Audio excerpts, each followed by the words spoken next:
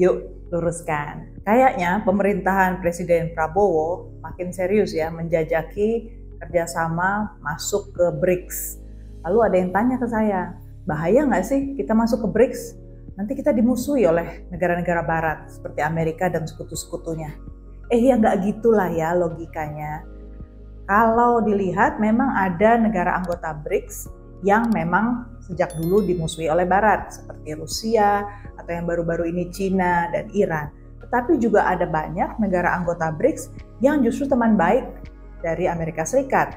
Misalnya saja Uni Emirat Arab. Wah, itu teman dekat untuk urusan anti-terorisme di Timur Tengah. Kemudian ada Mesir yang akrab sejak kejadian Libya ya. Kemudian juga ada Ethiopia, itu mitra dagang yang cukup lama. Bahkan untuk urusan kemanusiaan mereka sudah berhubungan bilateral sejak 1903. Selain itu, per Oktober 2024, BRICS juga punya status baru namanya mitra. Disitulah Indonesia bergabung bersama Malaysia, Turki, Vietnam, Thailand. Artinya, Amerika dan sekutunya tahu kok, BRICS itu tidak bisa serta-merta ditekan, apalagi dimusuhi. Negara-negara BRICS itu penting banget secara penduduknya, 43% populasi dunia, artinya urusan tenaga kerja, pasar, jadi penting. Secara geografis, negara-negara ini juga strategis. Turki, Mesir, itu jalur perdagangan strategis dari Asia ke Timur Tengah. Selain itu, negara-negara BRICS ini kaya akan sumber daya alam.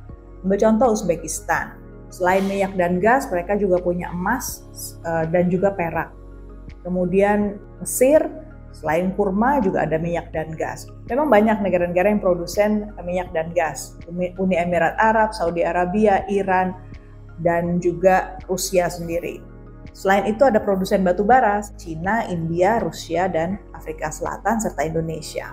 Selain itu, Synergy Friends, BRICS ini dengan melebar, mengambil lebih banyak mitra, artinya mereka bukan sekedar ingin membuat gebrakan ekonomi atau politik, tapi mereka juga ingin mengisi kekosongan yang selama ini ada di tingkat internasional. Misalnya soal agenda kemanusiaan, perhatian untuk negara-negara berkembang. Saya jadi ingat kejadian dulu tahun 50-an ketika negara-negara berkembang menggagas konferensi Asia Afrika. Saat itu kan situasi tidak pasti ya di tingkat internasional pasca Perang Dunia Kedua. Kalau negara-negara berkembang ini mau melawan secara fisik terus-menerus tentu rugi sekali. Akhirnya diambil cara yang konstruktif. Mereka menemukan kata yang bisa mempersatukan mereka, memperkuat perjuangan mereka, yakni anti-kolonialisme dan anti-imperialisme. Nah sekarang isunya bukan normatif lagi, tapi sudah transaksi.